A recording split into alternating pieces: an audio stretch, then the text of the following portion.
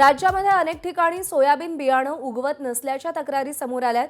मात्र वेळेआधी पेरणी केल्यामुळे की बियाणं सदोष असल्यामुळे हे प्रकार घडतायत या संदर्भात स्पष्टता आलेली नाही। सोयाबीन बियाणाच्या प्रश्नावर आज मुख्यमंत्री देवेंद्र फडणवीसांनी महत्त्वाची माहिती दिली।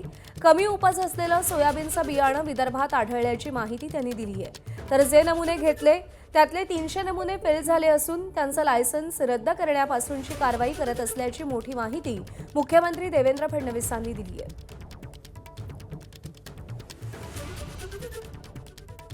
कमी उगवण क्षमता असलेलं सोयाबीनचं बियाणं हे विशेषतः विदर्भात आढळलेलं आहे।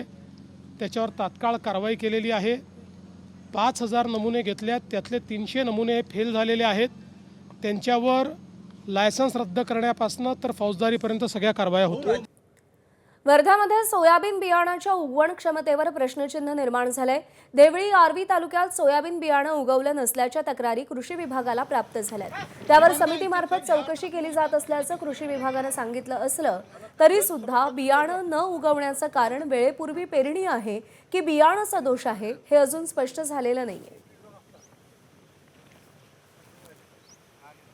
केव्हीकेचे आणि आरएस सेंटरचे जे शास्त्रज्ञ आहेत त्यांच्या माध्यमातून आपण आतापर्यंत 35 पेक्षा जास्त तक्रारीची तपासणी केलेली आहे।